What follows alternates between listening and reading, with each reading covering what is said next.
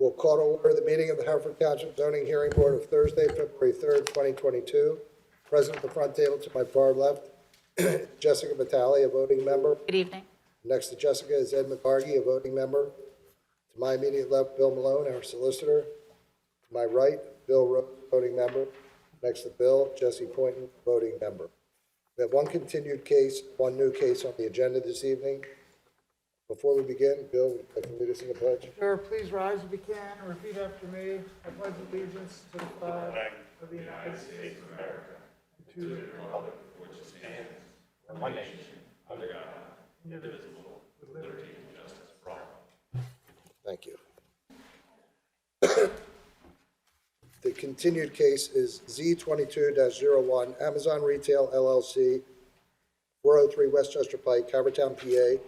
Applicant and equitable owner by way of lease, applying for one variance from Haverford Township zoning ordinance for the installation of a wall sign. The variance is from section 182701 F1B1 to permit a net signage area of 164.62 square feet where 50 is allowed and 108.5 square feet is existing.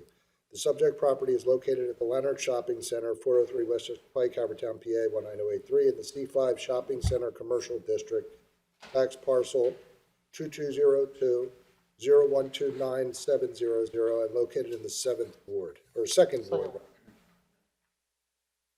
evening. Good evening, Board. Bryce McGuigan from Begley Carlin here on behalf of the applicant, Amazon Retail LLC. Thank you very much for having us back here tonight. In the interest of brevity, I know that we've obviously already had a full-length hearing, but I know at the end of the prior hearing, the board requested that we provide certain additional documentation. So over the past few weeks, we've gone to work and we've provided the documents that the board requested.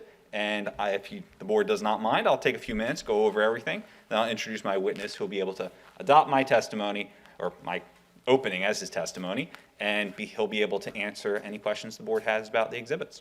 Okay. Bill, where are you on the exhibit scheme? Good question. I think we were at Exhibit A1, Mr. Guigan, right?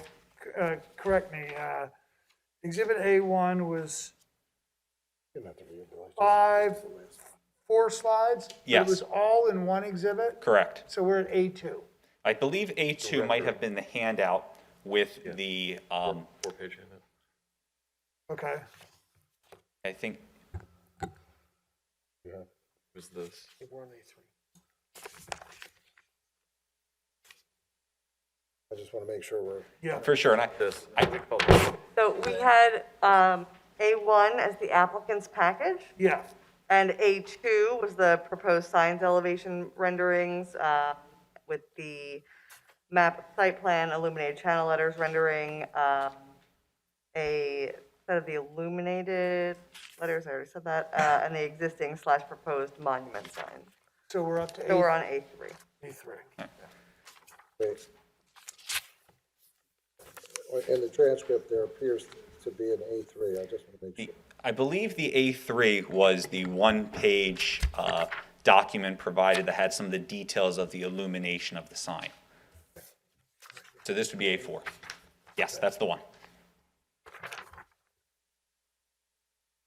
All right. So we'll pick up at A4 then. All right. You want to give us a description of the exhibit you're going to introduce? You're going to present a testimony, but make a presentation first. We'll make the presentation and we'll identify every page as we go along. And there is a very, very small number in the bottom right-hand corner of every page for documentary purposes. Okay. So with that said, the first page here, or let me back up. The specific documents that the board requested, I believe, were 2 separate renderings. A rendering of the 108 square foot sign, which would be comparable to the LA Fitness that existed previously, together with a 134 square foot sign, which would represent the smallest primary sign that Amazon Fresh has done, pursuant to the testimony of Gary Potts. Together with that, the board also requested information regarding a foot candle study or foot candle survey of the property. So we have all those documents, but we also have a few others too. So without any further ado, let me go through a few of these. So page 1 of Exhibit A4 This rendering here shows what a 50 square foot sign would look like on the property. As you can see, it's a little small, and there's a significant amount of negative space around.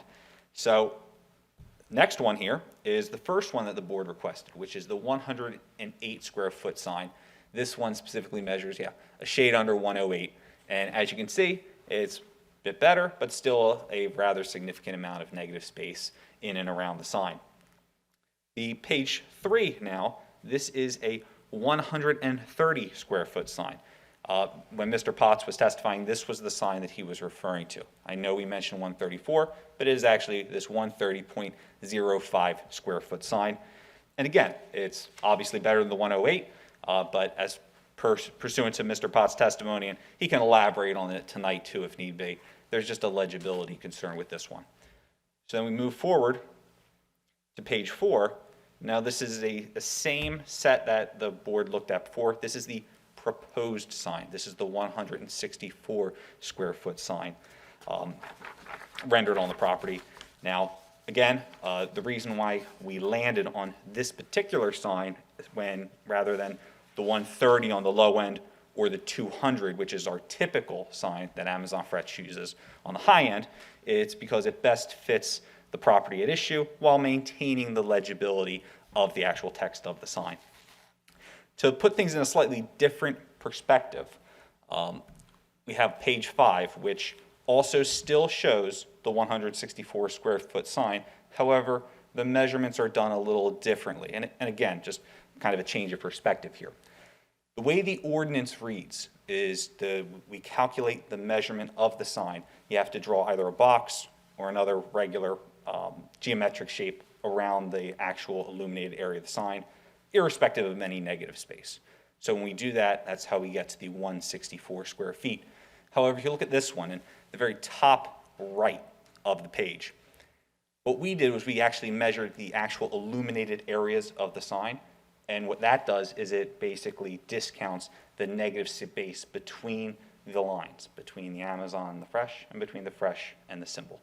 So when you do that, the actual square footage of the illuminated areas is only 126.28 square feet. So in reality, that, again, there's about 35 square feet of just the negative space between the lines.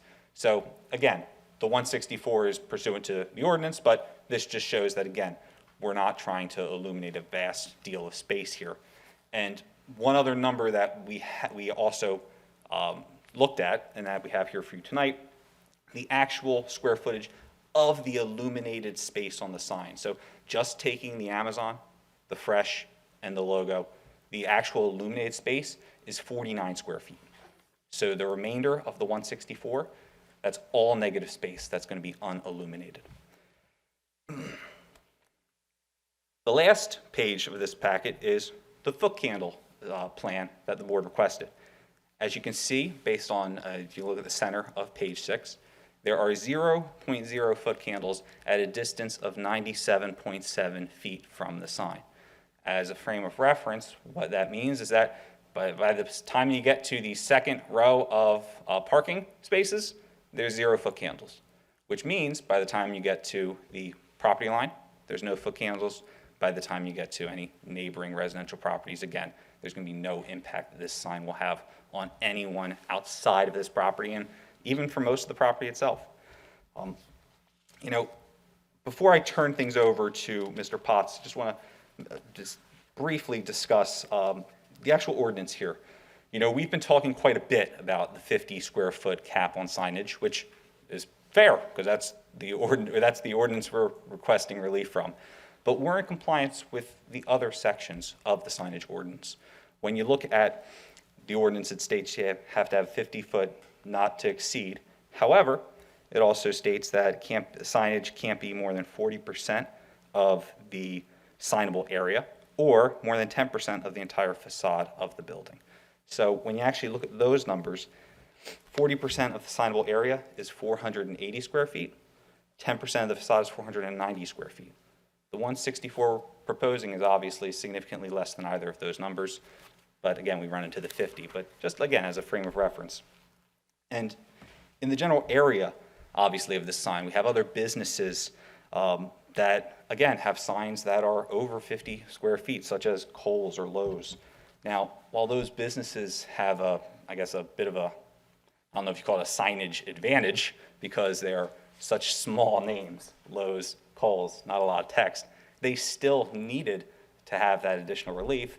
And you have something like Amazon Fresh, where we have, again, a longer name, and we have a more detailed logo with that additional little smiley face.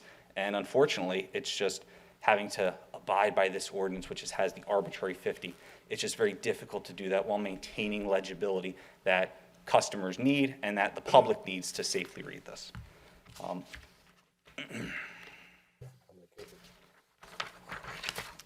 So with that said, we obviously understand the concerns that the board has, the issues that the board has with trying to strike a balance, not only with this project, but with any other signage variance. Denise, do you have copies of the exhibits to hand up to the board, or Yes. I apologize, it's probably a little easier to. Thank you. are they pre-marked? Does it say A4 on? This does not say A4. Okay.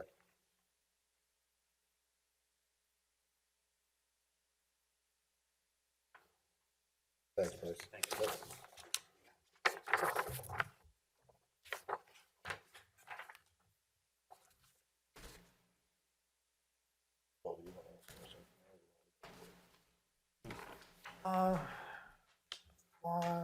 We don't want to question over it. Yeah.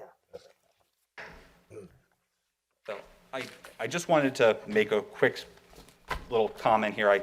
We know that the board obviously has to balance these competing concerns and, try to strike a balance between, hey, we have to do, this is a commercial district, but there's still residences nearby, and we understand that. We didn't just stamp our typical 200 square foot sign on this site and call it a day. Rather, we hired Gary Potts, flew him out here from Indiana to come before you tonight to review the site, review the property, review the area, review everything to see, hey, what can we do that is still industry standard but works in this area? And that's how we landed on this 164 square foot sign. We're not proposing anything projecting, flashing, anything directed towards residences, anything illuminated at unreasonable hours. Rather, we're just trying to find something that fits this balance, and we think that this 164 square foot sign does that. With that, I'd like to present Gary Potts. And Gary, were you sworn at the last hearing? Yes, Okay. All right. Gary, have you heard my opening statement here? I have. All right, do you understand everything I said? I do. Do you agree with everything I said? I do. If I asked you questions tonight, would your answers be comparable to what I told the board? They would. All right. Comparable or the same? Well, my next question is, would you be willing to adopt my opening statement as if it were your own testimony? I would. There you go. Thank you. Sure. And at this point, obviously, Gary didn't fly out here to just to watch the proceedings as a passive observer. He's here that if the board has any questions about any of these particular exhibits, please fire away. We're more than happy to address them. Bill, I'm going to pass it over to you. All right. Okay, Jessica, do you have any questions for Garrett? My only question, I just want to confirm that the signage that's shown on all of the front elevations of the building are to scale and are accurate Correct. to the size? Yes. Okay, thank you. No other questions. Okay. Ed? I'm looking at the one that says 50, and that's the one that's compliance with the ordinance. But it already has, property already has a variance, so you were never held to 50 feet. Is that correct? No one? That's what we would argue as well, but just as a frame of reference.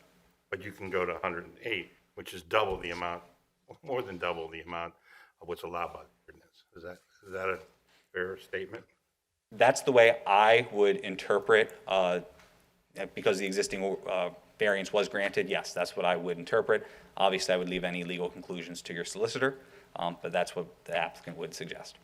Okay, no other question. Jesse? No, I appreciate you providing all of the information that we requested, and it's well presented. So no questions. Thank you. And I don't have any other questions. Thank you. Go ahead. Just a- Yeah. Okay, get to it. Okay, is that the summation then of your case? That is the summation. The applicant rests, and we thank you for your time. Thank you. So we'll ask whether anyone in the audience got certified mail and wants to testify in this case? Anyone? Anyone get regular mail and want to testify? Anyone at all in the room who would like to testify about this case before we close the matter? Okay. Yeah, was that an arm up? No, okay. So we'll try to reach a decision tonight. It would be after we hear the next case, so we don't really know how long that's gonna go and whether we'll be able to do it, but if we are able to, you could call Kelly in the morning and she'll let you know, or you could stick around, it's up to you, but it's hard to tell exactly when we'd get to it, if we do get to it tonight. If we don't, we'll get to it we will vote at our next regularly scheduled meeting, which is 2 weeks from tonight. Is February 17th. Thank you very much.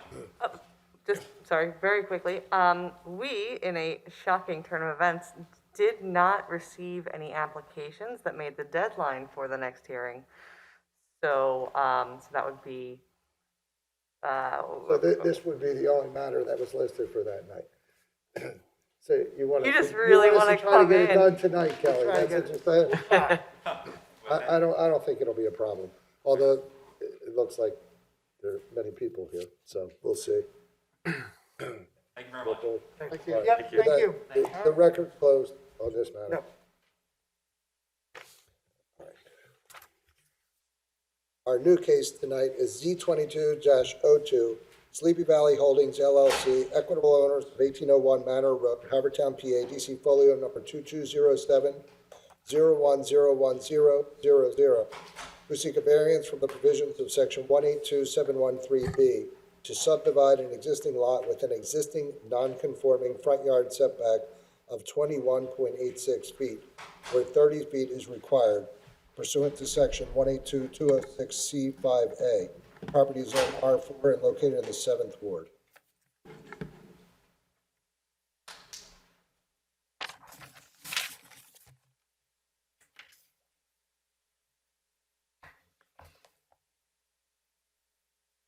Good evening, Board. Thank you for having us. My name is David Porter from Herbert E. Macombi, Junior PE Consulting Engineers and Surveyors Incorporated, representing the applicant tonight, Sleepy Valley Holdings LLC, care of Vincent Sposato. The applicant had submitted a subdivision plan to the township for minor subdivision at the subject property, 1801 Manor Road. Property situated along the northeasterly side of Manor Road in the R4 zoning district. R4 provides for a minimum of 6,000 square foot lots with various other area and bulk setback requirements. The existing lot is about 12,200 square feet in area, and the proposed subdivision is to split one lot off at a minimum of 6,000 square feet, retain the existing lot, which will also comply with the minimum area requirement, and maintain the existing dwelling on that lot. In order to do that, the subject of the variance application is such that any subdivision can only take place if both the existing building and proposed buildings comply with the base zoning requirements. In this case, the existing building is existing non-conforming with regard to the front yard setback. And in the R4 district, that requirement is 30 feet. The existing dwelling has a bay window, which is connected to the structure itself. It does extend all the way to the ground. It also has a covered porch on the front of the dwelling that Because it is a covered porch and it's affixed to the building, it's part of the structure itself, so therefore that accounts for part of the encroachment into the front yard setback. Yeah. I suppose I should, Arlene. Are you presenting the case, or is this, I am presenting. so would you like this to be considered testimony as well? Yes, please. Okay, then I need this very, thanks, Arlene. Please raise your right hand. Do you swear to tell the truth, the whole truth, and nothing but the truth, so help you God? I do. And everything you previously stated, you swear that's the truth also? Yes. Okay, go ahead. Okay, first, I wanted to admit into record Exhibit A1, Exhibit A2, and Exhibit A3. A1 is a copy of the deed of the property.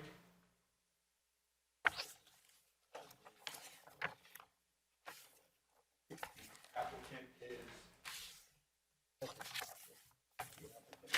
equitable owner. A2 is an agreement of sale. Mr. Kane, I've reviewed these documents earlier. Standing is appropriate. Thank you.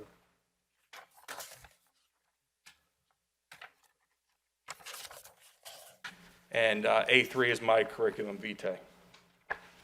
How about these, Also attached, they're not necessarily entered into record at this point. They're just more for the board's consideration to demonstrate the existing character of the neighborhood. Those are site photographs. One is a posting of the notice of the zoning hearing for variance. The next photo, I think we may have them on here. well, Dave, as you know, Yes. in order to refer to them, they need to be marked and moved into the record, so. Okay, How about, so let's make the notice of zoning hearing posted as A4. you can mark the whole packet as one instead of this, Okay, so we'll just call it A4, how's that? yes, site photos will be A4.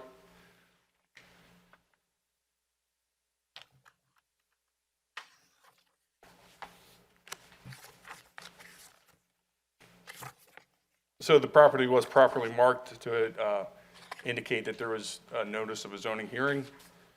The next photograph in the packet is 1801 Manor Road, looking in an easterly direction from Manor Road, showing the subject property, our subject dwelling. You can see the covered porch with pillars that are fixed to the dwelling itself, the bay window, kind of behind the American flag there, and some of the adjacent properties to the east, which are similar character in the neighborhood, having covered porches and bay windows similar to the existing dwelling at 1801. The next photo is, again, basically the other corner of 1801's existing dwelling, showing the bay window, the covered porch, the driveway adjacent to the building. The next photo is looking from Manor Road at the southeasterly property line. You can see the subject property is on the left-hand side of that photo. The adjacent neighboring property is on the right-hand side, and they're virtually mirror images of one another, aside from different colors of shutters. They both have a bay window, which are affixed to the structure. Both extend to the ground, which indicate that they have to be considered as part of the building, and both encroach into the front yard setback. The next photo is looking from Manor Road at the northwesterly property line, and that is the portion of the property that would be subject to the subdivision. And the next photo is looking southeast in line with the existing covered porch columns. This is, if you're looking from Manor Road at the subject property, these are three properties to the left of the subject property. You can see the American flag on the subject property in the background. Here's kind of a zoomed in view of that. Through another existing covered porch on adjacent dwellings, you can see a bay window for the next neighboring property to the subject property. And then here's another look through the porch areas along the frontage of those houses. So, All right, Dave, we're going to show A4 as a packet of site photos, 8 pages, 8 photos, and this parcel map that was attached to the back of it, I think Yes. we should mark that as A5. How's that? sure. Is it 8 or 9? I had 9. Did I miscount? 9 plus this is the 9. Tear that off. This is going to be 5. Okay. So it's 8 pages, 8 photos, and A5 will be the parcel. Yes. So the parcel map is just a screenshot of Delaware County Records parcel search. The subject property is highlighted in red. Sequentially, the neighboring properties go from to the north, 189, 190, 191. 192 is the subject property. It skips a number to 194, which is indicative that there were previously two properties considered for that one tract. And then continuing on to the south, there are individual sequential numbers again along Manor Road. The purpose again of the variance is it's required that if any property, there's an existing dwelling on any property that encroaches or doesn't meet the area and bulk requirements, in order to subdivide, a variance would be necessary from those requirements. So in order to strictly comply with the ordinance, the applicant would need to either remove the covered porch, remove the bay window, which would essentially detract from the overall characteristic of the neighborhood. But if he were to do that, he would be able to do this by right. If he were to do that, he would be able to do it by right. Another option to do it by right would, of course, be to demolish the existing dwelling, and then by right, he could meet and construct two dwellings instead of just the one. Dave, do you know anything about the existing porch? Like if it was lawfully constructed or constructed before the zoning code existed, or anything? That I don't know. Questions, Bill? Just wanted to make sure that I understood you're not submitting any topographic plans or anything for us, or anything else just showing the proposed building or any of the other elements that were in your application? I do have a copy of the, what we call a zoning plan. That was the first plan that I presented here to the board. So this plan shows the proposed subdivision, also shows the, I guess we'll call this one 6. Thank you.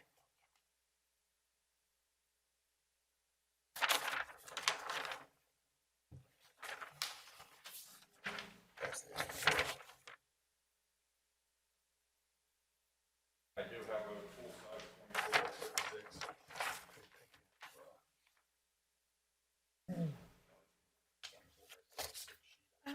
You know what? Actually, I'm good. Oh, thanks. So this zoning plan depicts on the southerly portion of the property, kind of faded out, is the existing dwelling, showing the porch and the bay window. There's dimensions on there. The dimension from the street line to the porch is 21.86 feet. The dimension from the street line to the bay window is 27.5 feet. Also on this plan is a calculation of median setback. So as the board is probably aware, the median setback needs to be considered on the same block, 300 feet on either side of the subject property. We did take a look at that. The setbacks to the buildings adjacent varied from 29.6 feet to 30.35 feet, with a median setback of 28.85 feet off the right-of-way line. So the subject property, the existing dwelling on the subject property, is a little closer than what the median setback is to the street line as it is. So therefore, because the median is less than 30 feet, we're compelled to comply with the 30-foot setback under the base zoning district. So Dave, in the exhibit A4, in photos 6, 7, and 8, it would certainly seem that the existing house and the two buildings adjacent that are in the photo have very comparable setbacks currently from the porches. So in that analysis on A6, in the upper left corner, the median setback analysis, where are those houses? Because every house here is within inch, or pretty, other than 1801 Manor, is within inches of the 30-foot setback. Yes. So 1813, 1809 are the two dwellings depicted in photos 6, 7, and 8 of Exhibit A5. And they're only 4 inches off the setback requirement? Correct. So is that just like an optical illusion that they look like all the front edges of them line up? Apparently. Do you know if you measured to the front facade of the house versus the porch? I don't know. I believe they measured to the porch, but I'm not sure on that. I understand what you're saying, because with the porch on 1801 being encroaching 8+ feet into the 30-foot front yard, it would be commensurate that these would have a comparable encroachment as well. Right, which then calls into question the median calculation. Yes. Okay, so just to get, for the record, the reason that the proposed property line subdivision will slant towards, at the back of the property, towards the existing house is to have minimum lot size, right? That's correct, yes. And for the new property, or for the existing property, it's a shared driveway, right? Correct. And the next driveway over, not the proposed, where is that driveway? It's not depicted here. The next driveway over, Is it on the other side of the neighbor's house, or is it on this side of the neighbor's house? So I'm going to get into curb cuts, right? And so we've got an existing curb cut for the existing driveway. We have another curb cut somewhere over here for the house that's there. Where is that driveway? Is it on this side of the property or the far side? no, I'm not sure. I don't know if I can tell from this or not.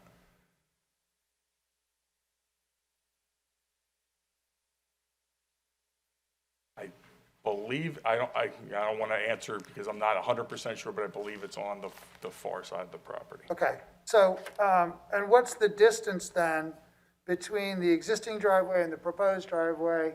I'm trying to understand how close these curb cuts are going to be. Right, I understand. And then how far is the proposed from the adjoining properties?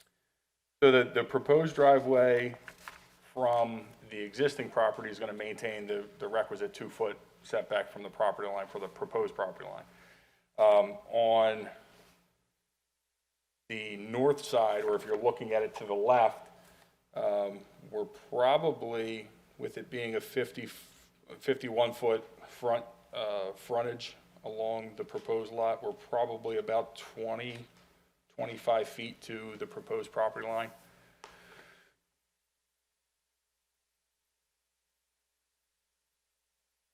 Okay, so you think that there's approximately, or at least 50 feet between the existing driveway and the closest edge of the new driveway, and the same for the farthest edge of the new driveway to the neighbor's driveway? Yeah, without physically measuring, yeah, that's probably fair to say. And this house is 3 houses short of this is the third house in from the corner?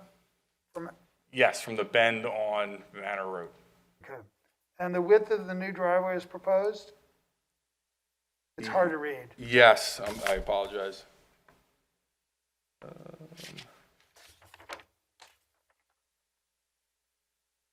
I know the driveway widens out once it pulls in, but. Yeah, I'm not real sure how wide.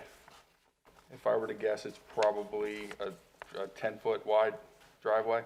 And there's currently on-street parking where that proposed driveway would go? Correct. And is yes. the proposed driveway wider than 20 feet?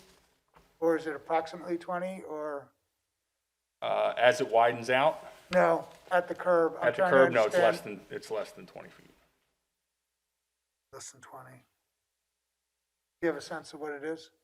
I don't, but I do have a scale, and I have a full-size plan. If you'd like me to measure it, I can do that. I'd be happy to. Yeah, I want you to be able to answer with more precision. Let me take a break. Okay. All right, let's take a 5-minute recess.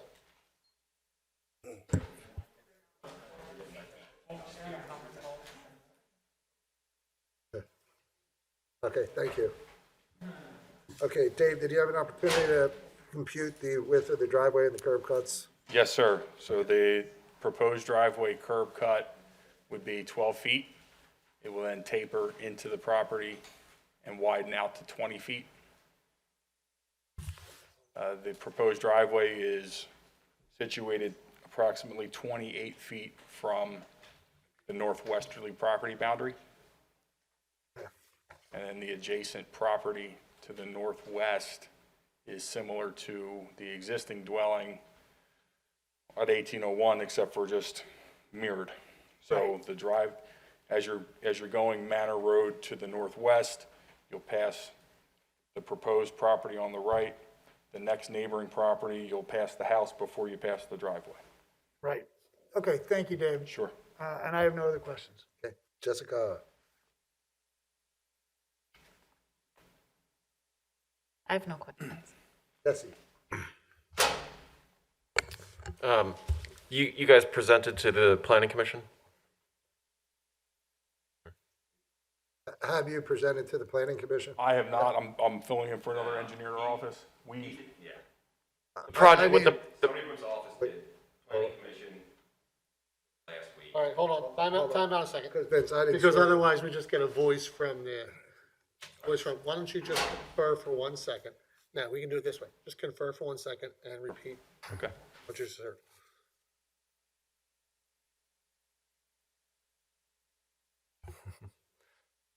I'll rephrase my question to be. Well, now they'll answer it. I'll rephrase my question to be, what, the project was presented to the planning commission, correct? That's correct, yes.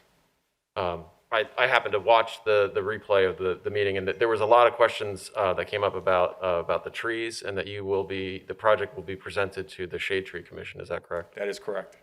And will you accept a stipulation that the recommendations of the Shade Tree Commission will be followed? I can commit that the recommendations of the Shade Tree Commission will be considered. Ultimately, it's a subdivision land development issue that, unless we comply with what the Shade Tree Commission's recommending, we're going to have a hard time getting the subdivision approved.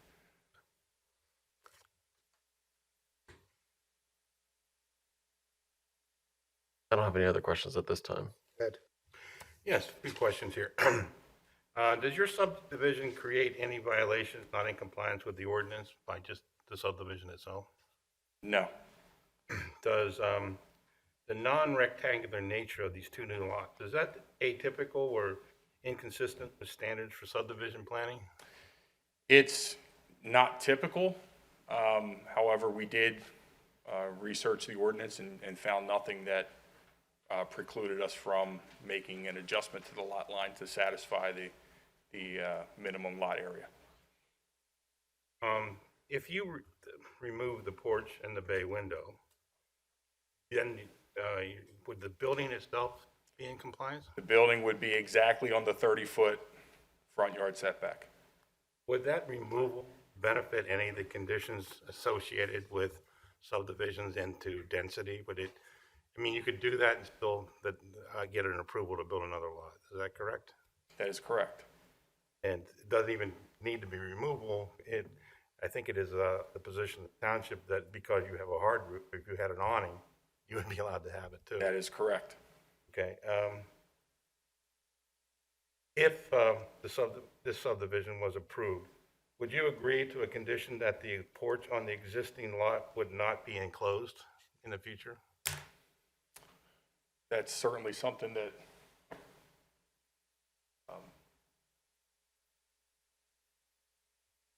I don't see any.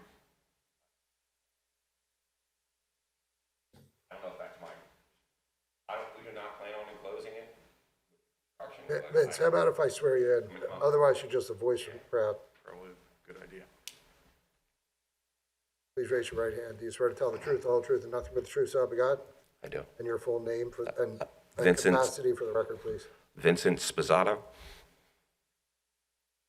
Vince, the question was simply, you are the equitable owner of this parcel, I am. but you also are tied in with the existing house.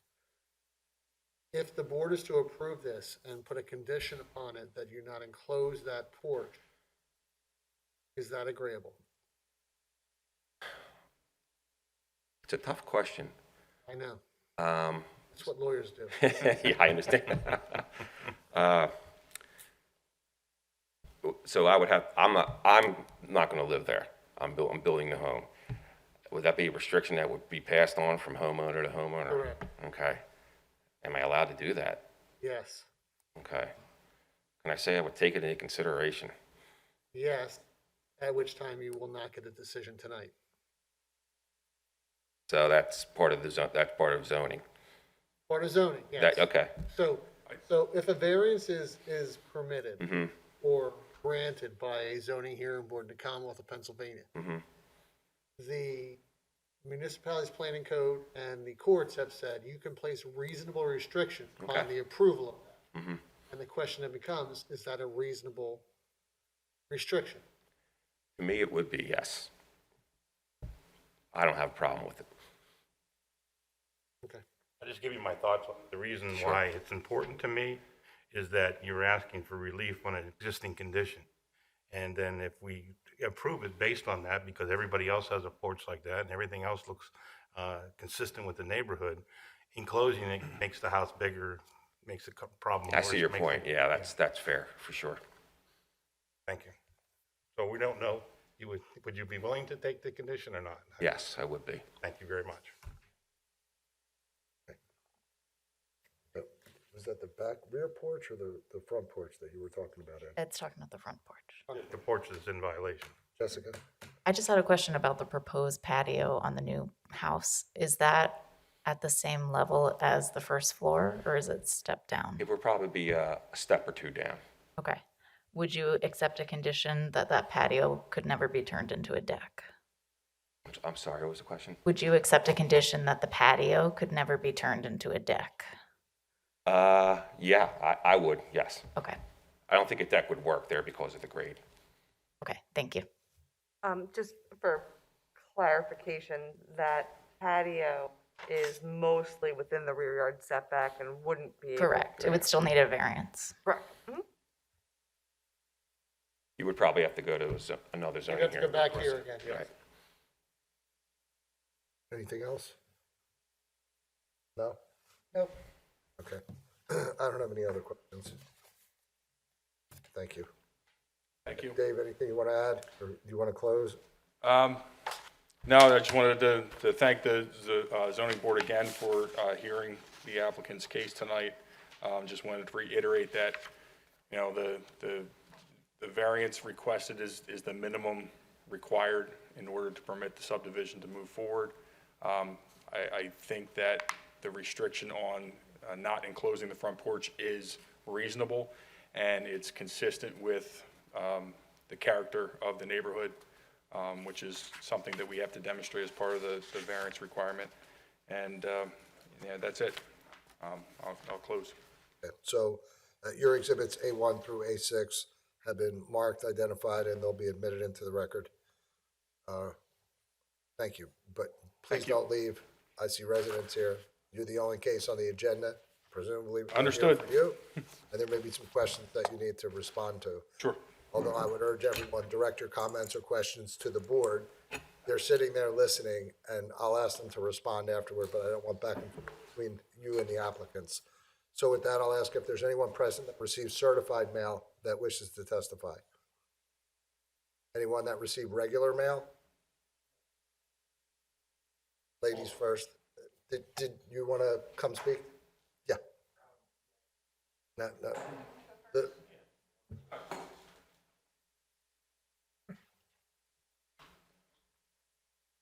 Please raise your right hand. Do you swear to tell the truth, the whole truth, and nothing but the truth, so help you God? I do. And your full name and address for the record, please? It's Saul Benamy, and Benamy, and I live at 1800 Manor Road, directly across from Kathy. I'm a 34-year resident at this address. I've been paying business privilege tax at that address for as long as the township's been collecting business privilege tax. So this proposed house would have parking in the front. None of the other houses in the neighborhood have parking in the front of the house. Everybody else pulls into their driveway. So it would be different in that respect from any other house. The other thing I have a question about is the irregular property line.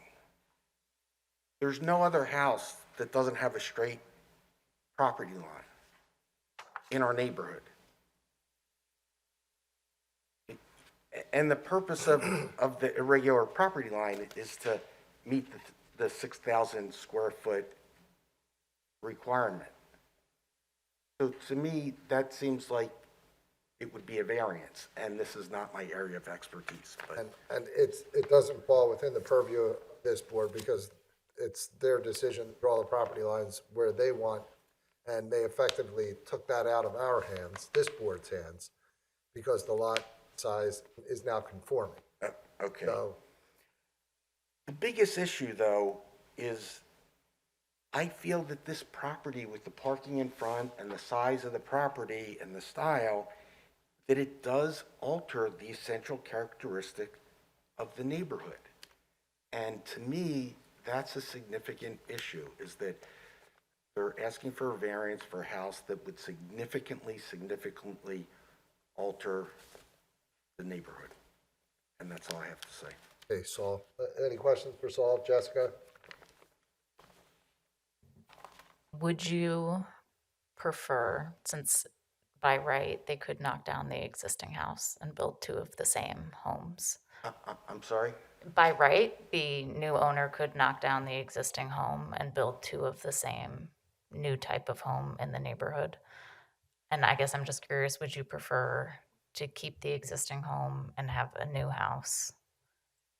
Although it doesn't necessarily fit with the character of the neighborhood, or have two matching homes that are different? No, I prefer just one home that doesn't, I prefer no homes that don't fit the characteristic. Understood. But given only one. Okay, thank you. Okay. Ed, No question. Jesse? Billy? Just wanted to know if you had seen the applicant's exhibit A5, which is the county zoning lot chart, which does show, I don't know if we can pull it up. A5 is, Here. um, That's the parcel. so I think your point is along Manor Road, most of these houses do have rectangular lot sizes, but as the road takes jogs around the neighborhood, some of those lots are not normal rectangular lots. 189, the property behind it at 206 was a very thin lot that looked like it was consolidated. So you do see that there are some that are not identical to everyone else. Yes, but it's still a straight property line, even if it's a regular it's not a rectangular property, it's a straight thing. But the property line is still. Okay, I mean, 189 is a pure triangle, but yeah, okay. Yep. And I'm not 100% sure on that. And how does the fact that the proposed property line will angle in the back, how does that change It's just another the neighborhood? example of something that's not in line with the rest of the neighborhood and that changes the nature of the neighborhood. But I have to say, it's more, that is an issue, but it's more the parking in the front of the house that is very different and distinct in a negative way from any other house on our street. And do you park in your driveway at all? Yes, Okay. And do other people in the neighborhood park in their driveway, or does everyone park in the garage? but no, most of us park in the driveway. In the driveway, okay, thank you. Okay. Any other? Thank you. Thanks for your time. Anyone else that received regular mail? Yes. Do you want to come up? Yeah. Please raise your right hand. Do you swear to tell the truth, the whole truth, and nothing but the truth, so help you God? Yes, I And swear. your name and address, please. Raina Campbell, 1808 Manor Road. Raina, R-E-N-A. Campbell, like the soup. 1808 Manor. We've lived at 1808 Manor. It's been my family home for 24 years. I am concerned that these variances and these modifications will be a major disruption to our neighborhood. In terms of the driveway is one of the concerns because of the placement, that all of our driveways along the street, right, because the entire block appears to have been planned, are offset, they're staggered from each other. This one would run almost in, like, directly across from the driveway that I currently share with our next door neighbor. And, you know, that to me is a safety concern. So I'm also concerned about the driveway on the home, just like Saul. I'm also concerned about how it would alter the essential character of the home of the neighborhood.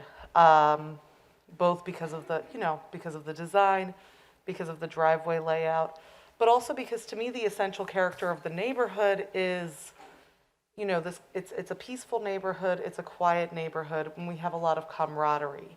We have very young children that live at my home, at my next door neighbor's home, and at the home next door to 1801. And the long-term building project would be extremely disruptive to small children who are trying to learn and grow and nap and run around. So to me, that atmosphere is also part of the essential character of the neighborhood that would be disrupted.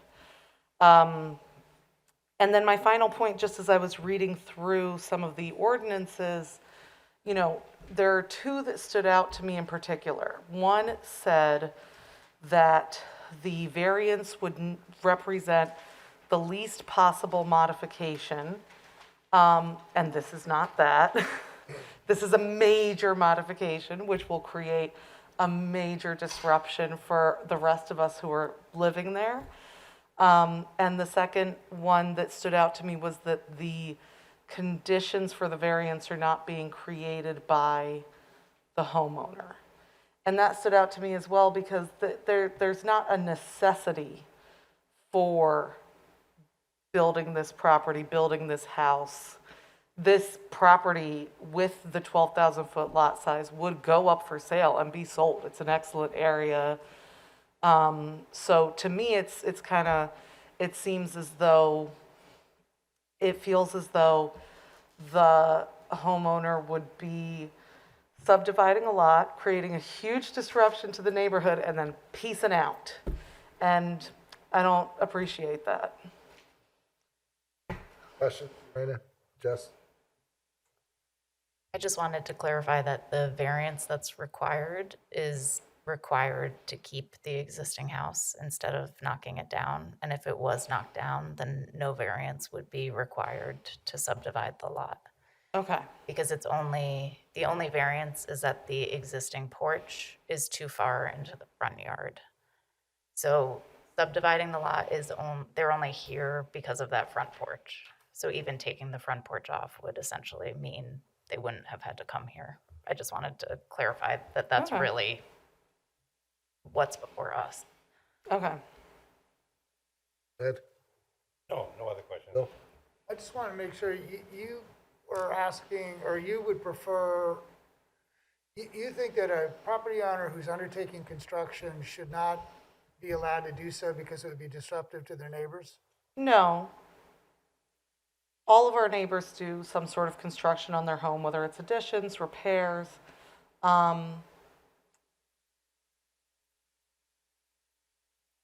The construction required to build an entirely new property would be a much more significant disruption than an addition, a repair, new windows, you know, whatever like the normal scope of home maintenance is. So Okay, that to me, you know, Okay. that to me creates a much more major disruption. Got it. And would you rather see this home demolished and two homes built by right? Or would you rather have just one new home built and have the existing home left alone?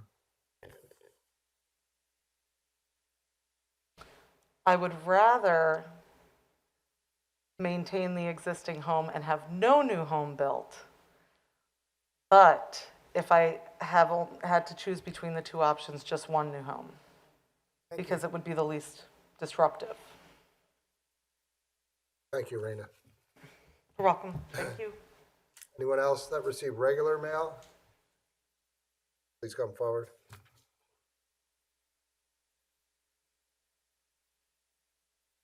Please raise your right hand. Do you swear to tell the truth, the whole truth, and nothing but the truth, so help you God? I do. And your full name and address, please? Mike Dolan, 1720 Manor Road.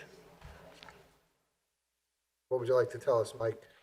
Well, first thing I'd like to do is give a handout. Okay? Thank you.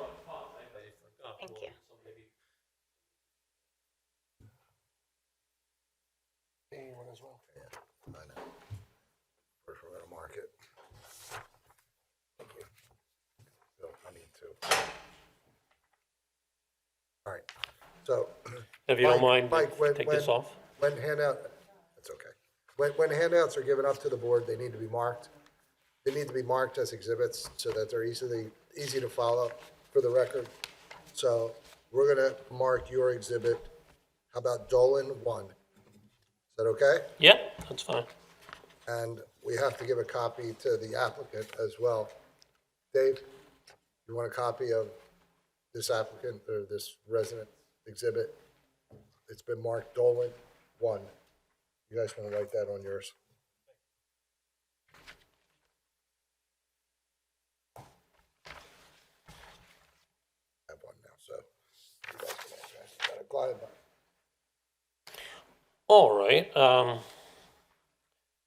looking at we'll go to the plot plan, which is page 2. The first thing that I noticed, and you were here for the variance and waivers, I think, questions.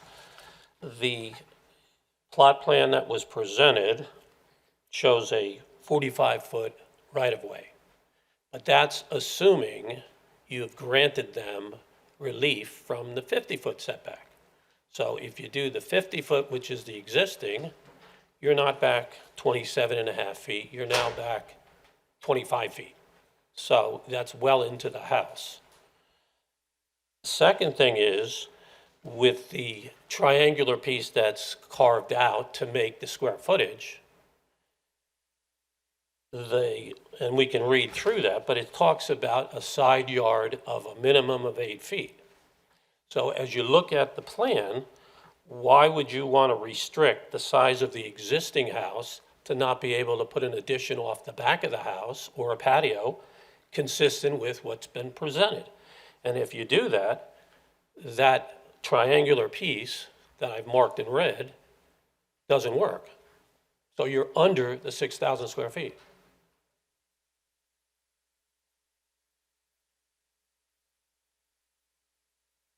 Now, what's unique about this property is that it was all subdivided years ago. Clearly, there's 12,000 square feet and change, was big enough to subdivide into 2 lots. For whatever reason, I'm guessing the owner, the developer, the builder, decided to build his house on that property. But instead of subdividing it, he didn't. And he also moved his house 20 feet off the property line, which in essence created a bigger lot that he can't subdivide unless you tear the house down. Now, economically, the house is worth significant money with or without it being subdivided. It's actually worth more money. And it's a beautiful lot, and there's plenty of people in this area that would, it's the only bigger lot around. You could put an addition, a swimming pool, keep all the trees. I mean, it would be, economically, it would be a home run. It just wouldn't have, a house, a different type of house next to it, like a new construction. I understand new construction, these other houses are all stone or brick, 4-sided. That's cost. So if I was reading through some of these quickly, the first, we'll call it D1, yard side, a yard extending along the side lot line from the front yard to the rear yard. Okay, well, I would interpret that to be straight. I see, and they would too, except they don't have enough square footage. So they're not coming in requesting a variance to the side yard or the square footage of the lot. But clearly, if you had the same right to build an addition or build a new house, why? They're creating a hardship on the existing house, which won't be theirs, it'll be somebody else's. So if you put a patio and an addition off the back, that line is pretty much going to be parallel with the other lines, which is perpendicular to the straight line. So that to me should be considered a variance request. What else did I have on the first one? Interpretation of regulations, as particularly referred to area and bulk regulations and impose higher standards, the most restrictive requirement shall govern. So if nobody wants to see the house torn down. However, the zoning has changed, I guess, when these were built. This one is closer to the street. But if you actually use the right-of-way at 50, then your setback of 30 takes you 5 feet into the house. Forget the porch, into the house, well into the house, so you'd have to shave off part of the house. Doesn't make sense. It's a nice house, a stone house. Then if I could move to zoning on the last page, chapter 182, that such unnecessary hardship has not been created by the applicant. Well, clearly, putting an irregular line, I could just picture a big fence there that's crooked. It's 12 feet, which is 25% of the back lot. You could stand in the back looking into the other house. That seems to be inconsistent with the rest of the houses on the street. Mr. Dolan, if I can stop you on that point for 1 second. Your earlier comment was that the original owner, original builder, placed the house too far forward, correct? No, too far, not too far, but he chose to go 20 feet instead of 8 or 10. Right, which would be what created the hardship. Is that correct? Well, yeah, I guess you could look at it that way. Thank you.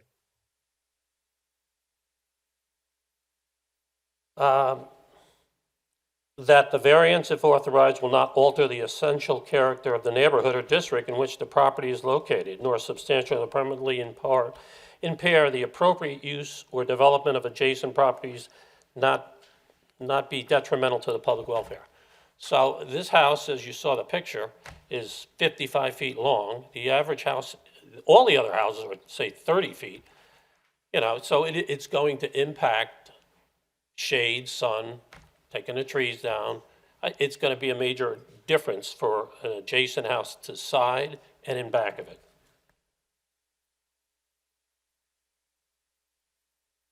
And for your sake, I did underline some of these things. I don't need to read everything out, but I'm just saying that the proposed special exception will serve the best interest of the township, the convenience of the community, and the public welfare. I know we're not here at Shade Tree, but tearing down beautiful trees, which they took care of forever when they lived there, is going to change the nature of it. Let's see, impositions of such conditions, which conditions may include but are not limited to harmonious design of buildings. All right, so the new house has new features, as we all know, 9-foot ceilings instead of 8. This house could go to 32 feet. The rest of the houses are 24 height. The average house in there is, say, a 900 square foot first floor plan. This one is 1,500 proposed. By right, how big they can make it. That the unique circumstances for which the special exception is sought were neither created by the owner of the property nor were due to the result of general conditions in the zoning district in which the property is located. The unique circumstances would be this irregular lot line, in my opinion. So that's being created by the applicant. That financial hardship should not be construed as the basis for granting special exceptions. In the case of a request for a special exception or variance, it shall be the responsibility of the applicant to present such evidence as is necessary to demonstrate that the proposed use or modification complies with the pertinent criteria and standards set forth in this section. So that's all I have for now. Any questions? Any questions for Mike, Bill? No. Jesse? No. Jess? No. Ed? Could you substantiate this, the 45-foot right-of-way is not correct? I believe it's on the request for variance. If you look at the plot plan they presented. Okay, is it? For clarification, that was a waiver requested from the planning commission in relation to the subdivision. When there's a new, generally development, it's required that the new street meet the minimum right-of-way and cartway width in the township. Generally, we do not require that for a house in the middle of the street, because having a 50-foot right-of-way for, 110 feet of width of the lot, just doesn't make practical sense when everyone else's right-of-way is 45. Well, there isn't an existing. Well, it's a difference of 5 feet split in half. It's 2.5 feet on that side of the road. And- Saying there's not currently a 50-foot right-of-way. I'm sorry, there's not a what? Your lot doesn't have a 50-foot right-of-way in front of it. The neighbor's lot doesn't have 50-foot right-of-way. This property. Right, but we're not subdividing our property. Okay, that is not, okay. So there isn't one now. The ordinance says for building code that they could have to consider that, but that's not under consideration by the. Yeah, I'd have to assume that was the zoning at the time Okay, it I was just wanted to subdivided. understand where the 50-foot was. And I'm sorry, and it's in the SALDO, it's in the Subdivision and Land Development Ordinance. Not in the zoning ordinance. It's in the Subdivision and Land Development Ordinance. Well, I guess the only point I wanted to reinstate was, yes, I can see why they had to create a triangular shaped lot line, but I don't think that passes the code, it's creating a hardship on the existing house to also have the right to build behind it. I mean, if you look on the plot plan, you can see the existing house and see the proposed house, but why should this be limited to where you can put an addition or a patio off the back? So, thank you. Okay, thank you. Anyone else? Please come forward. Please raise your right hand. Do you swear to tell the truth, the whole truth, and nothing but the truth, so help you God? Yes, I And do. your full name and address, please? My name is Rebecca Burnett, and I live at 1804 Manor Road, and I'm here on behalf of myself and my husband, who's home with our children. Okay. Rebecca, how do you spell your last name? Burnett. And what was your address again? 1804, so I live directly across from the new proposed property. Okay, and what would you like to tell us? So I am just here to express my opposition to the subdivision as a whole. So I'm not a lawyer, I'm a physical therapist. I don't know anything about codes or zones or anything like that. But I do understand that this board is focused strictly on the variance of the distance from the porch. And And I also understand that the owners have the right to demolish the existing house and build two completely new homes. However, I'd speculate that for them, economically, that probably doesn't make a whole lot of sense to incur those costs. When looking at this specific variance request, granting it would allow them to build this new home that's much larger and a completely different style from the rest of the homes on our street and the current neighborhood. When referring to essential character maintenance, as required by the code, I'd like to refer to the photos presented in A4, which is demonstrating the character of the street. Allowing the addition of this property proposed would eliminate the view looking down or up the street by adding the driveway in front, which would then have cars parked in it, which essentially cuts off my neighbors on the left-hand side of the home from the rest of the street. Because right now, as you know, somebody mentioned in the planning meeting last week, we are all porch sitters. We like to sit on our porches, look down, say hi to our neighbors. Adding this driveway in the front, which they're proposing, cuts off that side of the street in the middle. You can't see any of your neighbors. All you see are cars parked. Any of my other specific concerns, you know, I'll refrain from bringing up and direct them to the appropriate boards, trees and shade trees. But that's my main concern right now for this board. Thank you, Rebecca. Questions? Jessica? Any questions? So it was previously testified that a lot of people park in their driveways. Between their Are people houses. parking towards the rear of their Yes, house? directly towards the backs of the properties in between the houses, so the driveway itself is clear, and exclusively everybody does that. Okay, thank you. Yeah.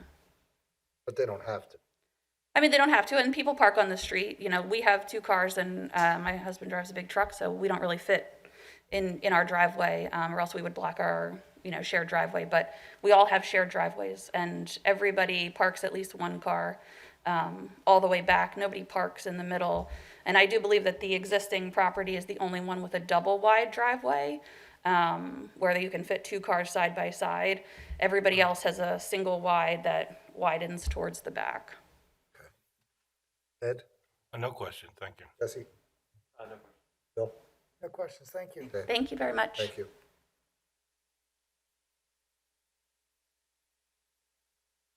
Hello, please raise your right hand. Do you swear to tell the truth? Right hand. Right hand, sorry. You swear to tell the truth, all truth, and nothing but the truth, so help you God? Yes. And what's your name and address, please? Rebecca Litwin. Litwin, Litwin. And I live at 1709 Manor Road. Okay. And what would you like to tell us, Rebecca? I agree with everything my neighbors have said. One thing that has really stood out to me was that they kept talking about the first people, I don't know what to call them. I'm also not a lawyer, I'm a teacher, so. They kept speaking about the character of the neighborhood and how they wanted to maintain that, and that's why they're here. And that was really interesting to me because by building this new house, they're not maintaining the character of the neighborhood. And my main concern is also the driveway. That's because last week at the Planning Commission, they talked about the length of the driveway. And if they park two cars back to back in the driveway, it's going to impede on the sidewalk. And my parents live in a fairly new house in Media, and I know when I park behind them, I block that sidewalk. And I'm sure that their neighbors hate that, but it's only for a short time. Whereas if this was the resident, it would block the sidewalk for a longer period of time, meaning people with strollers, people with dogs would have to then go around and walk in the street and be a huge inconvenience. Another problem would be that it would be an additional, car parked on the street. Now that may not seem like a huge problem, but the street is very narrow. And like other people have said, a lot of us park one car in the back of the driveway, one in the street. Most people don't have garages on our street anymore. I know in my house, before I lived there, my garage was converted into a sunroom, so we don't even have a garage. So with that extra car on the street, it's this like bob and weave we have to do to get out of our street, and that becomes really troublesome in the morning when all the parents are coming down our street to drop their kids off at the middle school. Now, should the parents be doing this? Probably not, but it is a fact of our neighborhood that the parents drive down our street, and it would add to that inconvenience. Also with the irregular property line, I think about the future owner of this home and if they desire to put a fenced-in yard in. And that fence is going to look very awkward. A lot of my neighbors have fenced-in yards for their children or their dogs. That's a huge draw of suburban life. And so I think that that will be a huge issue for them. And then just echoing other concerns about the magnolia tree in the front yard and those types of things as well. Thank you. Any questions? Rebecca? Jess? No. Ed? No questions. Bill? No, thanks. Jesse? Thank you. Thank you, Rebecca. Anyone else? Please come forward. Please raise your right hand. Do you swear to tell the truth, all the truth, and nothing but the truth, so help you God? Yes, I do. And your full name and address, please? Galina Yusibova. Galina, Galina, Yusibova, Yusibova, 1808 Manor Road. It's our family house. My daughter was speaking earlier. I still own this house. I'm in solidarity with all the neighbors, and I have concerns. As an environmental teacher, I teach environmental science. I have big concern with how this variance will affect ecosystems which exist for many years. Every cut tree, it's thousands of ecosystems with bees, with squirrels, it's all will be destroyed. And now when climate change, we have to cherish every living thing, every tree. Then extra driveway will cover soil, so drainage will be completely different. And with climate change and more frequent rains, it will be big problem. It will be big problem. Then aesthetically, that's also aesthetically, nothing will be in harmony with our neighborhood. Our neighborhood was built long time ago, 1950. We have stone house, we have one brick house at the end of the street. All these materials people use now, 3-story house, it will just create ugly look. I don't want to be rude, but it will be ugly. It will not go well with our existing character of our neighborhood and our harmony. We have harmony, we will not have harmony. And it will be more, of course, traffic. It's already people said who live there. It's tough for the bus to go through the street in the morning. It will be even worse. And long-term project, I agree with my daughter. We have a lot of kids there. My grandchildren live there, 2 years old. They will be disrupted. And why is it always done? Like, what is a necessity? Because when I read standards, I see that variations or variance, whatever, should be caused by necessity, not by honor, yes? But what is the necessity here?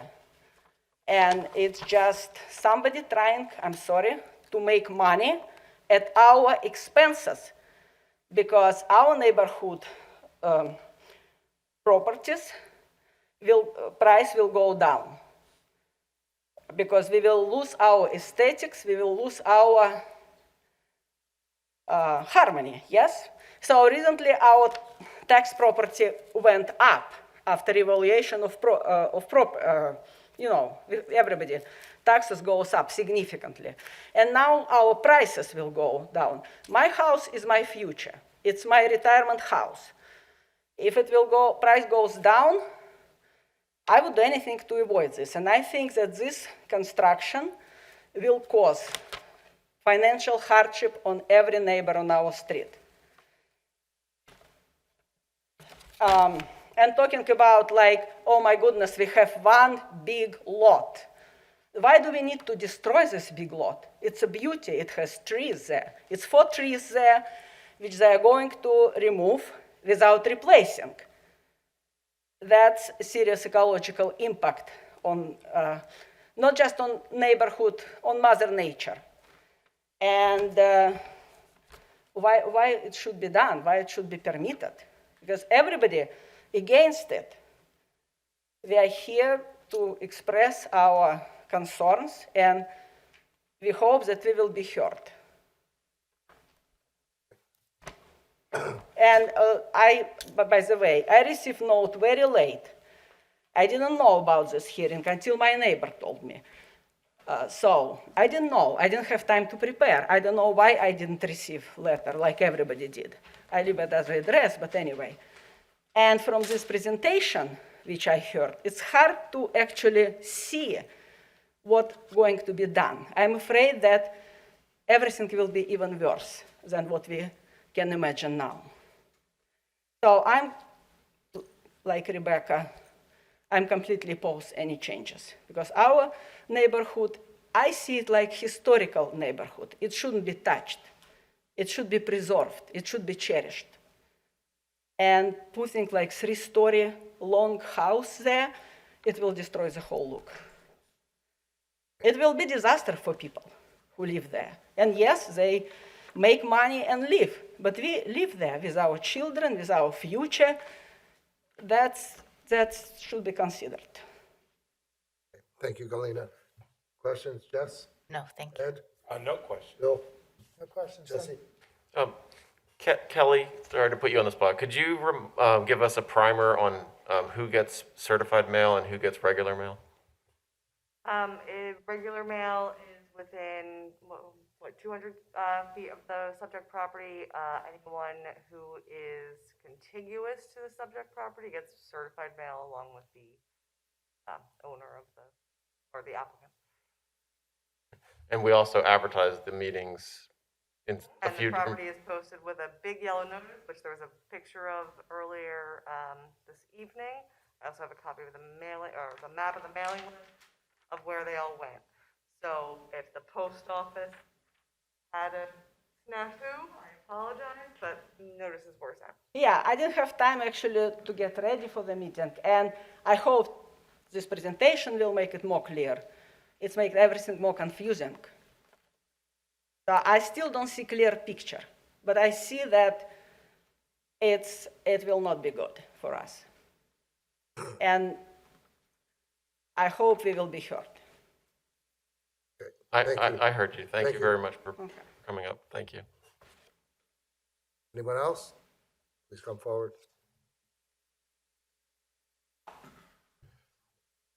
Please raise your right hand. Do you swear to tell the truth, the whole truth, and nothing but the truth, so help you God? Yes, I do. And your full name and address, please. Doug Pittman, 1809 Manor Road. We live right next door. First, thank you for hearing all of us. I do appreciate it, and we appreciate your time. Obviously, we're very upset as a neighborhood. I have concerns as the neighbor right next door. I'm also going to speak for my neighbor who could not be here. He's home ill, but we share a driveway with him. This property is big. This proposed house, I should say, is big.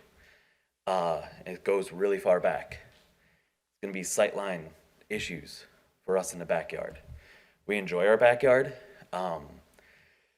We enjoy seeing the sky, the trees, seeing the birds, but we will not really enjoy seeing a couple-story house that goes really far back. So that's one issue. The other issue is the driveway in the front. We like to sit on our front porch, and I can say every single driveway down the street, except for one, everyone parks in the back. The only one that doesn't do that consistently is the one that's a double wide, which I believe is the current property. Sometimes they park cars down the driveway, but they're the only ones that really are able to do that because of that double wide driveway. However, having a driveway right in the front, that does not match all the other ones, it takes away from the yard look and the porch look. So like we talked about the consistent character when we showed the images that they showed looking down our street. All I saw were porches and yards. The driveways were a consistent pattern, and very rarely, maybe occasionally at the current property, do you see cars in the driveway. So I do think it takes away from the character. I am a teacher, I teach history, and I do consider when we moved here, we've only been living here for 2 years, but when we moved here, I considered it kind of a historical piece of Haverford Town. All the homes are approaching 100 years old. They're almost a decade away from that. They're all consistent. That's what appealed to us when we moved here, and I think these homes are just gonna take away from that appeal. I do think it will take away from our property value. Being the next door neighbor, and I honestly, I think we would probably want to move, and I don't want to move away. It's unfortunate. So Doug, do you understand? They had to come here because the porch of the existing house goes out into the front yard setback. Correct, yeah. So if that were not the case, the entire subdivision, the second house, wouldn't fall under our purview so long as they build it in conformity with the township codes. There's no relief whatsoever requested for the new house. So they're building it in conformity with existing codes.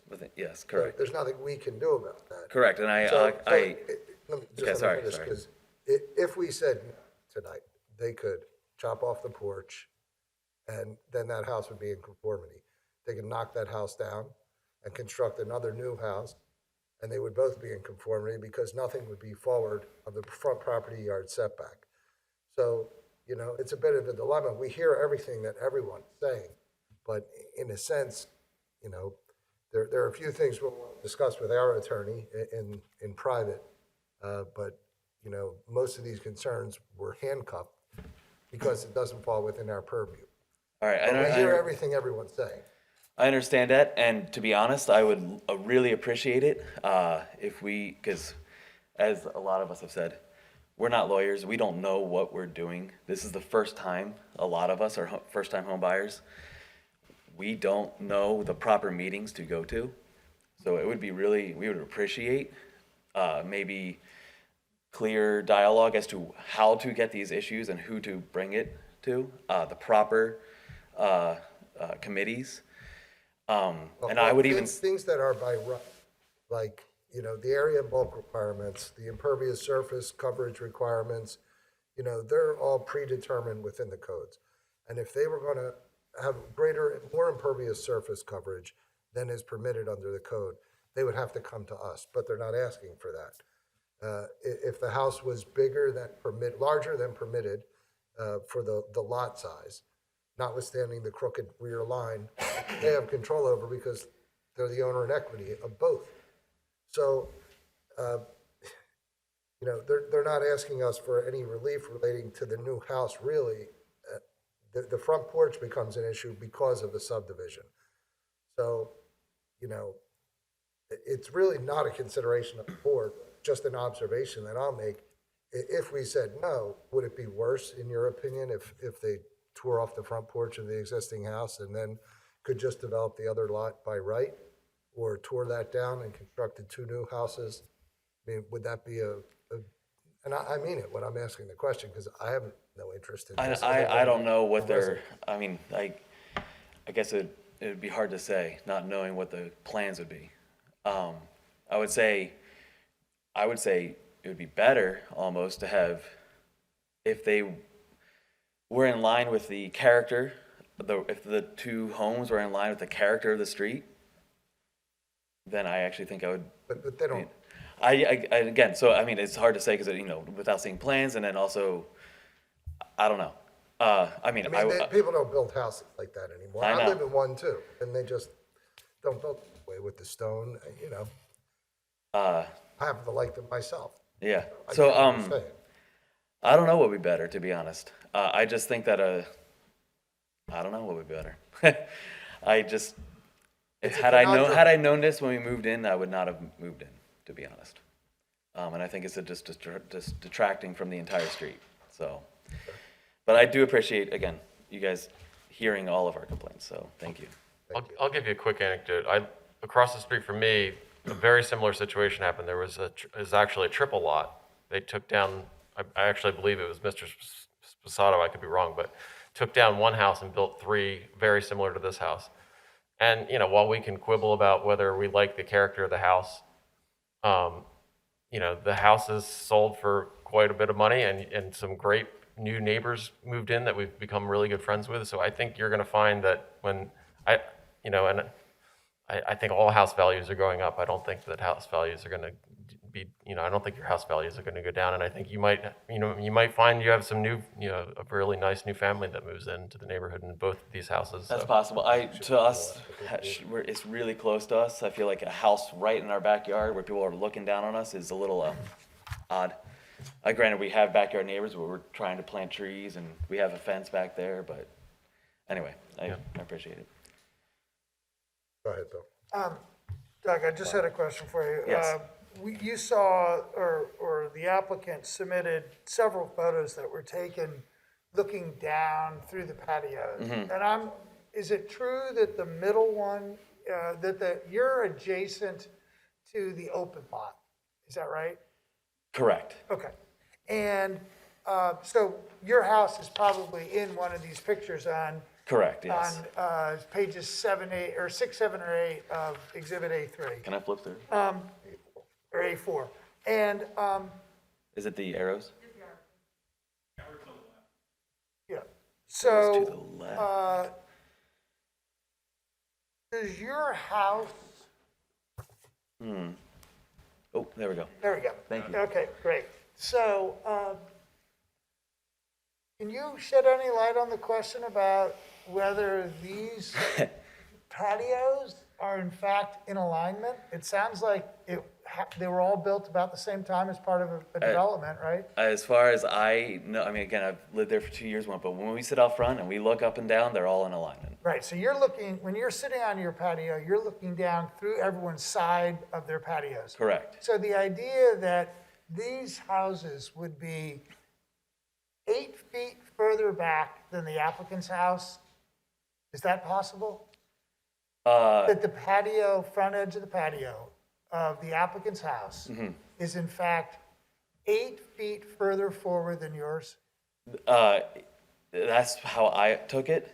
And yes, and that was also an issue for us is that, so so it would be their house is sticking out further, right? I'm asking a question, in your estimation? Sure. Does your house, does the front of your patio sit 8 feet further back than the applicant's front of their patio?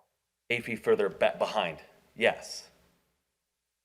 That's what So how do you look down their patio from your side of your patio, if you're 8 feet behind them? Oh, I thought you meant the proposed. No.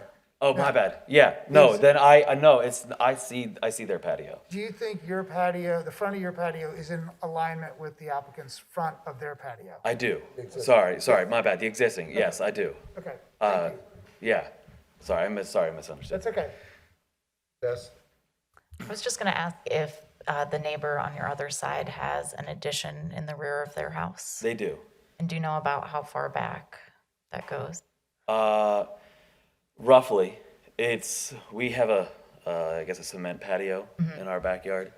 And it does not take up the full patio. So it's just a little bit, maybe 10 feet beyond, probably not even that much. And it's a one-story addition. Thank you. Yeah.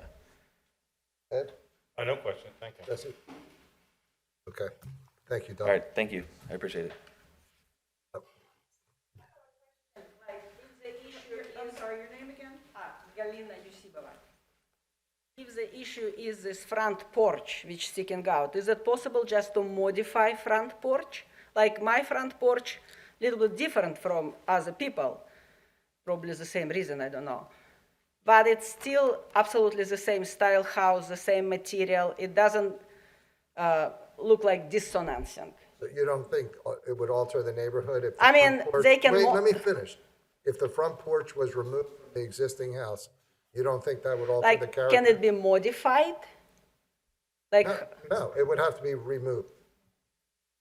My house doesn't have front porch. I have like kind of roof, and it still looks like the same style house. It's 1808. I have front porch on the kind of back, but other people have like sticking out front porch. I think it would be better than do all this major construction, bring another house and bring extra If driveway. they chopped off the front porch, yes. they could build the house without even having to come to us. I think That was the point. Where are they going to build this house? I think Mr. Kane's question, which you have not answered, is if they removed the front porch from the existing house, would that change the essential character of the neighborhood, in your opinion? My question was, is it possible to modify? Okay, and that's it, because if you don't want to answer the question, we can just move along. Okay. I don't know.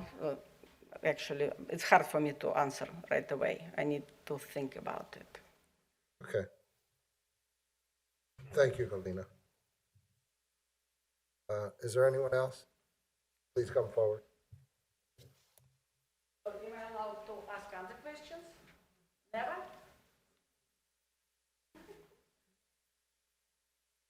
Please raise your right hand. Do you swear to tell the truth, the whole truth, and nothing but the truth, so help you God? I do. And your full name and address, please.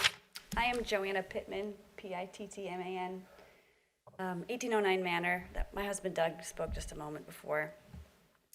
So I understand the variance and the question at hand of what's going on. So I'm sure it can be granted, because I'd rather not see the porch ripped off, because it does match every other house in the street. So go for it. I'd rather not see 2 brand new houses if we can avoid that. So I don't want to waste your time, but I'm kind of going to, because I know my comments aren't under Well, your we don't purview. consider any of this a waste of time, by the Okay. way, or else, look, I could cut everyone off. Mhm. That's not making a technically relevant comment, statement, or argument in front of the board. But we live here too. Right. We're all volunteering to do this. And we Yes. get where you're coming from, so we want to hear it, because although you may not plan and have a written statement that's completely relevant or sounds like a lawyer, some of your comments may hit on some of those legal points anyway. Okay. So we indulge and we listen to everyone. So Yeah. we're not trying to cut you off. We just, at a certain point, we have to move on. But please say everything you would like to say. Well, thank you very much. We do appreciate your time. So this is basically what I said last week at the Planning Commission. We're saying it here. I'll show up at the Shade Tree Commission and hit the same points. Everybody has been talking about the driveway. Does that make sense? Do you understand how our driveways are? Yes. Okay. So parking in the front wouldn't be great. The architecture is very different. We have a photograph of a house built around the corner on Harvard, and as our understanding, it'll be a similar floor plan to the new house. And I have some photos. I only have one copy, so can I pass it around? Well, can you leave them with us, Joanna? For sure. Okay. So we're going to label those Pittman. Let's, okay, Pittman 1, 2, and 3. So those are just, I went down the street and took pictures of all of our houses. You can see they're basically, like was said before, mirror images, and then the new house, what that'll probably look like.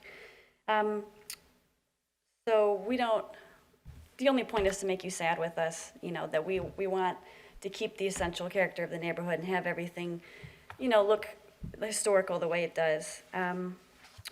Also upset about tree loss. Everybody has mentioned that. There's beautiful trees that will not be replaced, that can't fit on the lot, the ecosystem, all that good stuff. I would offer a suggestion. I don't know, if you could add an architectural criteria in the future. I know that's like opening a can of worms to have neighbors telling other neighbors, your house, we don't like the look of it, blah, blah, blah, because that's kind of what I'm doing. But if you look at our street, it's very obvious they were all built at the same time. Any other new house is going to stand out like a sore thumb. So I don't know if that's something that's been discussed in the past, just to consider my 2 cents. So I'll just be quick. Everybody said what I've been thinking. So again, I just wanted to say my piece, get it in the minutes, be on the record. Thank you Okay. for your time. Thank you, Joanna. Questions for Joanna? Jess? Ed? No question. Bill? Jesse? Okay, thank you. Thank you. Anyone else? You already talked to? I did. I just want to offer some clarification about some questions that were asked Just earlier. say your name Rebecca again for the- Burnett, and I'm at 1804 Manor Road. So you asked about the possibility that the current property is 8 feet back from the neighbors, and I think it's more the amount of front yardage that they each have. So the houses are in a line, but as the road curves, I think the front yardage gets bigger as you go up the street, which would make their setback less. That's my belief. And then you inquired about the addition of their neighboring house, and the way that the street, which we are currently undertaking right now with approval and permits, is the garages, the single garages that all of the houses have, when you come up the driveway to the left, is most people convert them. So the current addition that, I think is just an existing garage that was converted. And then I'll just offer this. I mean, we're all here speaking to you about things that are not your concern, in hopes that our current neighbor and Mr. Spezzano will hear us and hear that we're angry about it and forfeit the project. That's really our main goal. So, thank you. Well, thank you, Rebecca. Any other residents?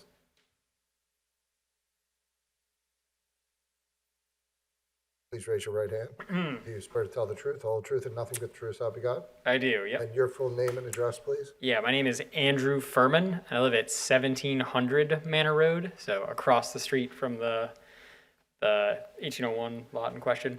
How do you spell your last name? Furman, it's Furman, Furman. Okay. Yep, and I just want to voice that I agree with all the points that my neighbors made. I think we kind of like the neighborhood as is, so we, I guess don't want any variances approved so that we can kind of keep it as is as much as possible. We kind of, like that all of the lots on our street have lines that go straight back. There's no weird angles. We like that they all kind of have similar driveways on the side of the house and not in front. So those are kind of all the things I just wanted to agree with that all my neighbors previously stated. So, thanks. Thank you, Andrew. Any questions for Andrew, Jessica? No. Ed? No. Bill? No, thank you. Jesse? Okay, thank you, Andrew. Thanks. Okay, I think that's everyone. Anyone else? All right, anything else you'd like to add, Dave? I'll be really brief. But to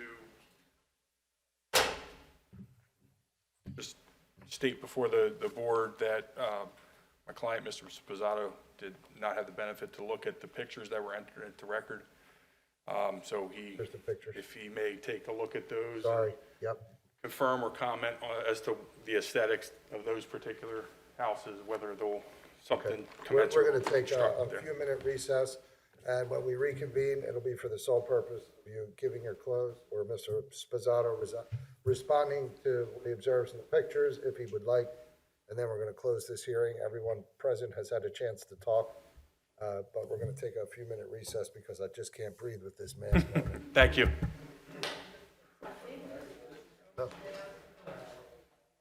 Okay.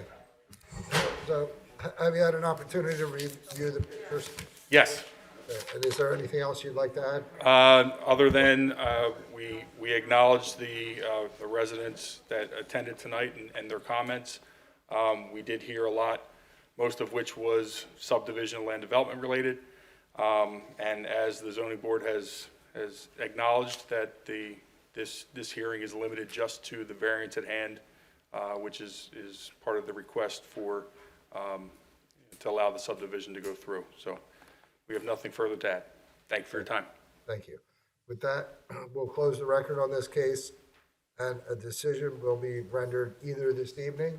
If we're not able to reach a decision this evening, one will be rendered at our next regularly scheduled meeting. When's our meeting? Not next one, the one after. 17. Yeah, but there's nothing. on the- March 3rd. March 3rd. Kelly, did you say we have nothing for March 3rd? No, for the 17th, so it would be March 3rd. Okay. So if we're not able to do a decision this evening, a decision would be rendered at our next regularly scheduled meeting or, which is February 17th, or March 3rd, at our March 3rd hearing. And with that, the record is closed. Thank you. So we gotta go into executive session. Yep.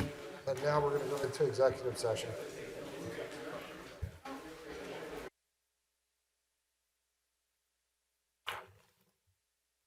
We'll reconvene the meeting of the Haverford Township Zoning Hearing Board of Thursday, February 3rd, 2022. With respect to case Z2201, Amazon Retail LLC, 403 Westchester Pike, Haverford Town. This case in chief was heard while I was on vacation. My understanding that the applicant requested that the case be heard by a 4-member board, and therefore I'm not actively participating in this case and not voting.